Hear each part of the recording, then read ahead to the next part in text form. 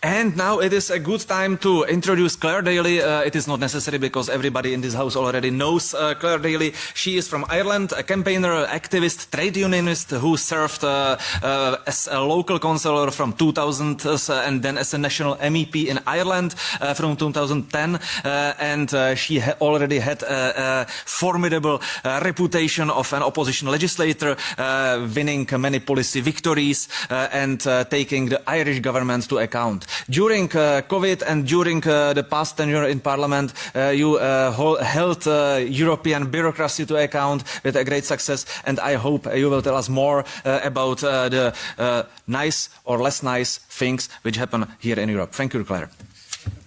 Well, thanks very much, I suppose, first and foremost, to everybody for being here, some old faces, some new, but a special thanks to Andre for organising and for Phidias for being here, because we meet at a very dangerous juncture in world history when very few people at European leadership level, either in member states or here in these European Union bodies, understand the scale of the repression which is undermined and ongoing at the moment, let alone are prepared to do anything about it. So we are extremely grateful to Andre for organising this event, and we're very lucky that he is here. And yes, let's give it up for Andre. In this building, a couple of weeks ago, downstairs, the Irish Commissioner, the main man, Michael McGrath is his name, he's responsible for rule of law in the European Union, and he addressed the plenary session of the European Parliament. And he told MEPs on that day that democracy is the founding value of the European Union, together with respect for rule of law and fundamental rights. He told them that freedom of expression, freedom of assembly and association, and the right to participate in democratic life are enshrined in EU treaties, the Charter of Fundamental Rights of the European Union, EU legislation, and common constitutional traditions of member states. And he then went on and told them that citizens should be able to form their own opinions in a public space where there is access to reliable information from a plurality of sources with different views which can be expressed, where political discussions can be confronted, and where it's possible to disagree with one another. Powerful stuff indeed. Who in hell would disagree with that? But it's so brazenly out of touch with reality that I think many people would have found themselves scratching their head and going, where is this utopia that he's talking about? And none more so than myself and my colleague, former MEP Mick Wallace, who's also here today, who know the Commissioner well. And we knew him from our time in the Irish Parliament, and he never stood out then as a crusader for democracy. In fact, he was a member of successive governments which were entirely actually undemocratic in their nature. And his newfound interest in democracy actually was, you know, kind of particularly uncharacteristic until you looked at the title of the debate that he was introducing, and it was called "The Hungarian Government's Drift to Russian-Style Repression, Legislative Threats to Freedom of Expression and Democratic Participation." In other words, in layman's terms, this is the ongoing standoff between the centrist parties which have ruled Europe for decades now, who call themselves liberal, and the so-called illiberal regimes, on the other hand, led by Hungary's President Viktor Orban. And then McGrath's words make sense, because the real reason why the EU leadership stands so staunchly in defending free speech in Hungary is that it's speech that they agree with. And it's an entirely different matter if you have speech which they don't agree with.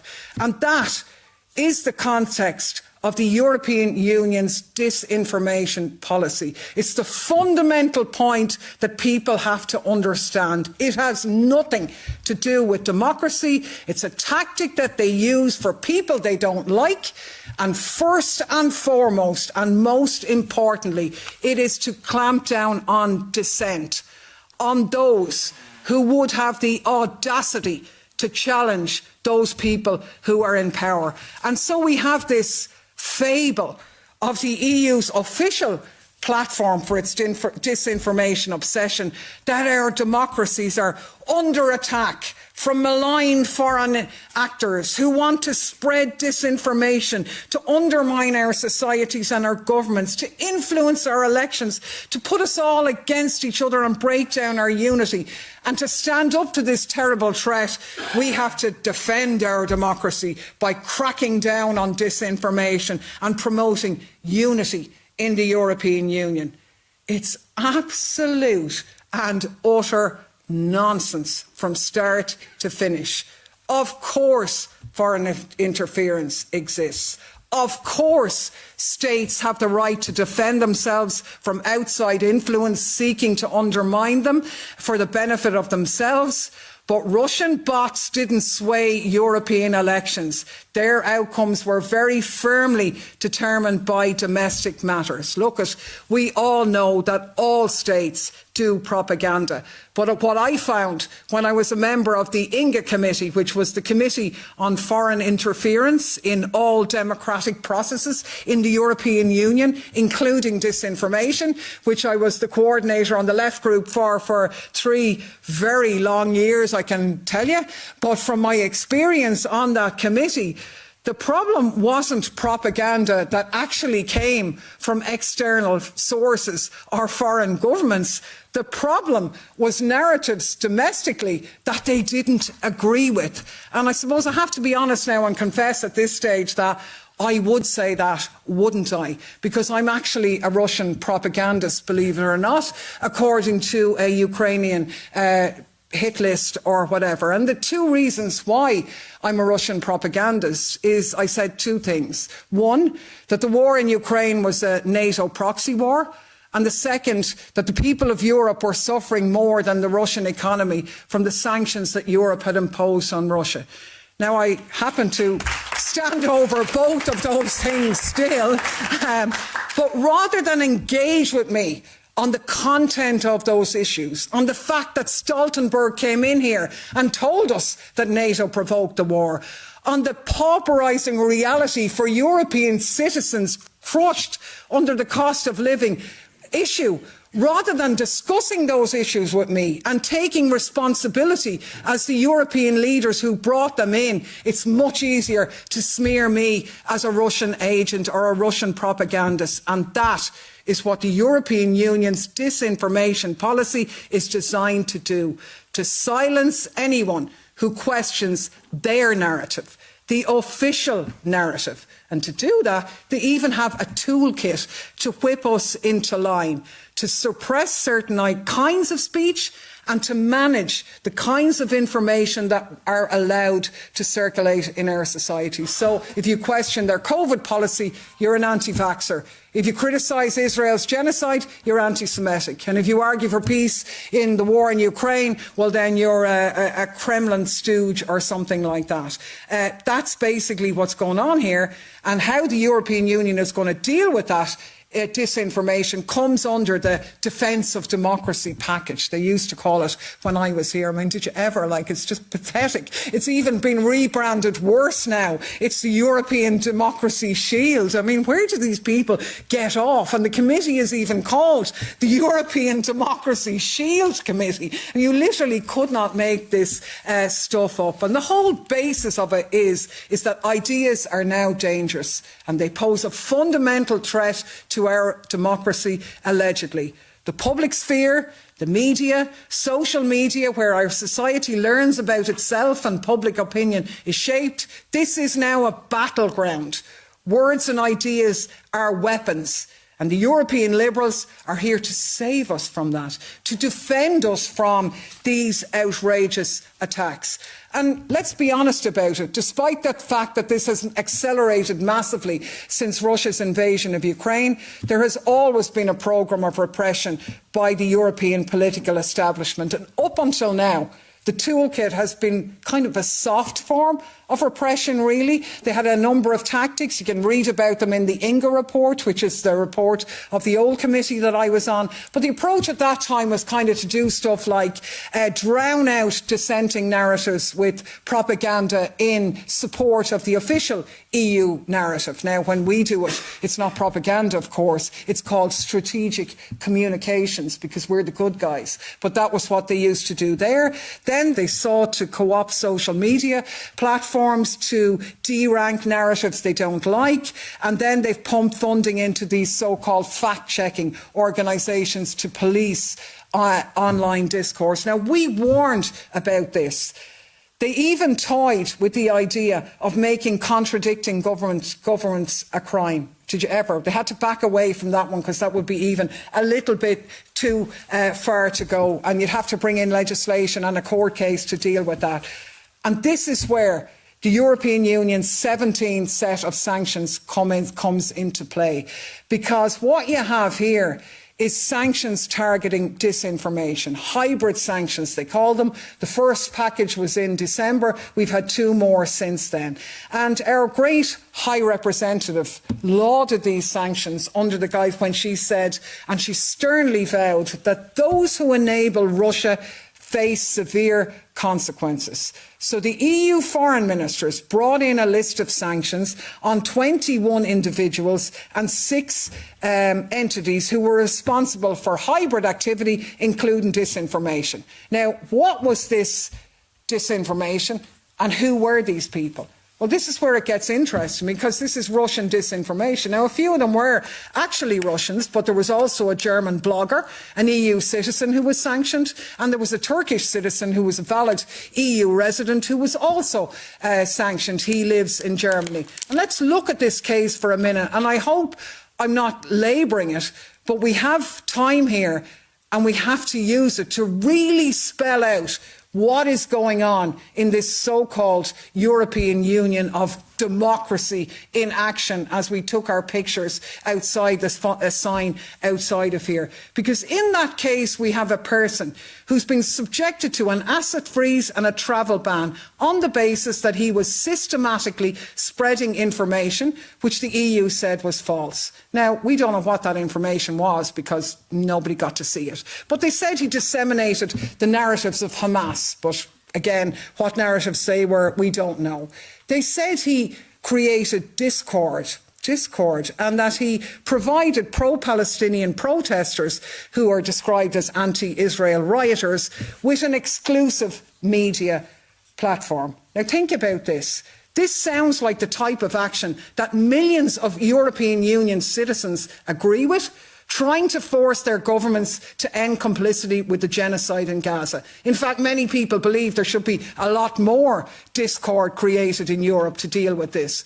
But even if you don't agree with that, you have to ask yourself the question, how in God's name is any of this linked with Russia?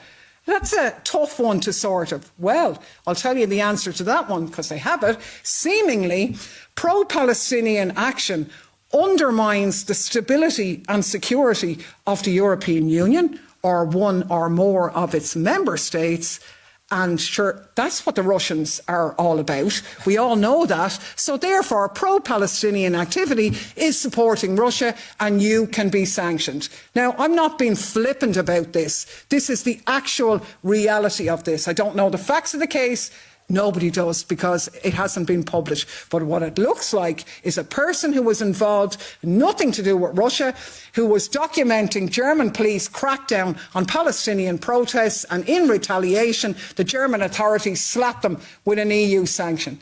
And if it can happen to them today, it can happen to you tomorrow. It is almost unbelievable, but you have to get on that page to realise the seriousness of what is at stake here. Now, in democracies, we're supposed to have a rule of law, don't we?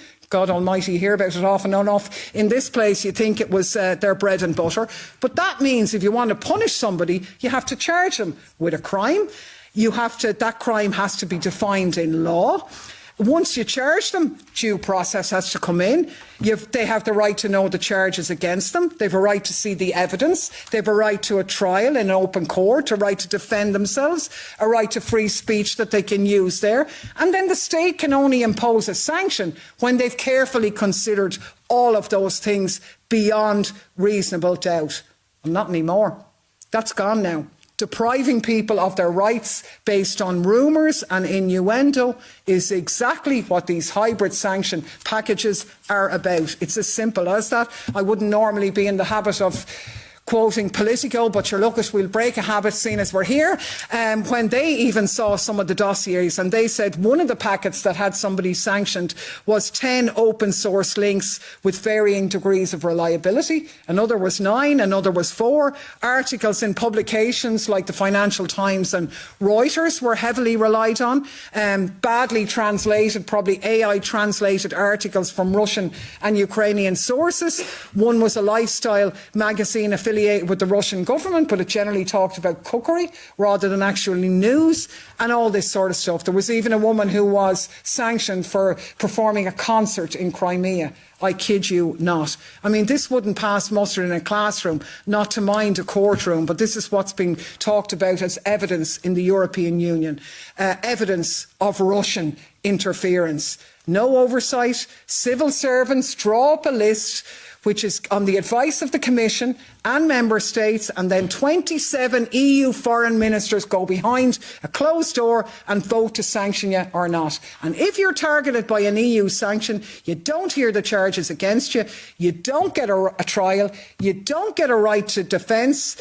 You basically, the first thing you find out about this is a letter coming in your door telling you that your bank accounts have been frozen and that you're banned from entering or leaving the country.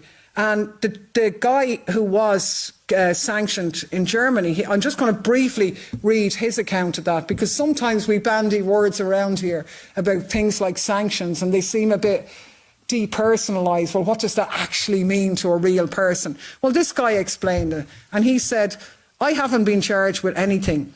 I haven't stood trial. I haven't been found guilty of any crime. I'd no chance to defend myself. But the EU sanctioned me for my pro-Palestinian journalism and stripped me of my rights. I'm not allowed to buy food. I'm not allowed to buy medicine for my children. I'm not allowed to pay for my lawyer.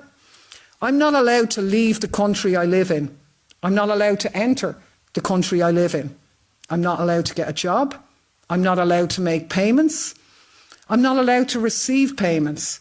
I'm not allowed to pay my rent. Every single time, for every single case, I have to submit a file and ask permission.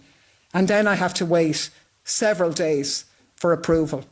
And in case any of you are feeling a bit sorry for him and think that you might send him a few bob just to help him out, well, I'd be very careful about that, because you too could then be sanctioned for the crime of circumventing a sanction from the European Union, and you could find yourself on a sanction list as well. Now, this kind of sounds like tin pot sort of stuff, but this is democracy now in the European Union, and it is the new repression, as Andrew had called it, because we have hybrid sanctions against EU citizens for exercising the very rights that Michael McGrath lauded in these buildings a number of weeks ago as being enshrined in our constitutions here. So what we see is, in their so-called battle between democracy and authoritarianism, the European Union is becoming incredibly authoritarian in their actions. It is an absolute abomination. And every foreign minister who sat in that room and voted for those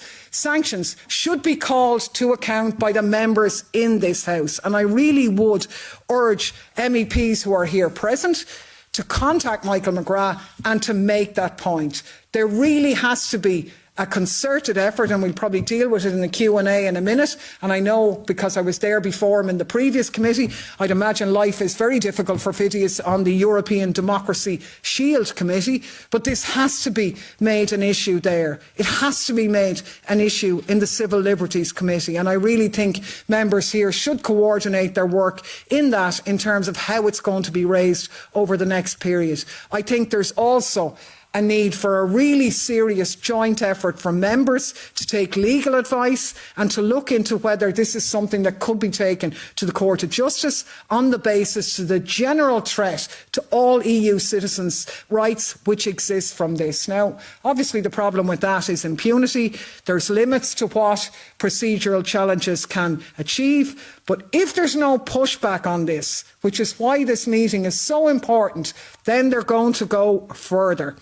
There has to be broad political support built to challenge what's happening here. You've got to go from this and organise in your home countries to talk about this. You've got to speak in your communities and tell people what's going on and that it's a threat to them and it's going to get worse.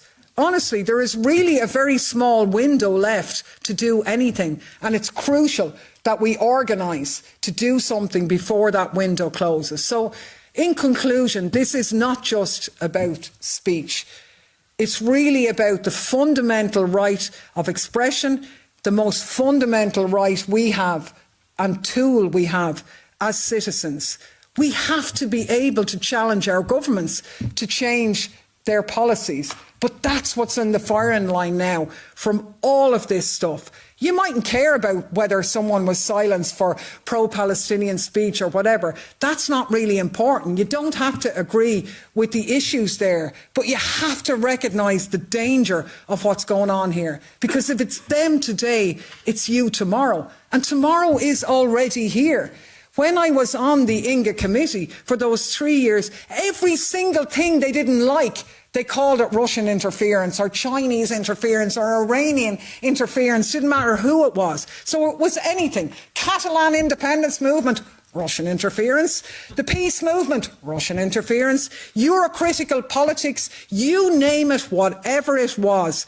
That's the name of the game here. So if you care about the ability to do opposition politics in Europe, you have to care about this issue. And that's what this meeting here is about. It's a platform to begin to expose that, because the first task in changing something is understanding that it's broken and giving information about that. And that's what we're doing here. And that's why this is important. But it's not enough on its own. We've got to go from here, get the message out and organise for the right to hold our governments and our leadership into account and not be conned by the spurious ideas that what's happening in our societies and the very valid criticisms that our citizens have is somehow the product of infiltration from out external sources. So I leave you with that. Let's go out there and take them on, because literally our right to survive is at stake here.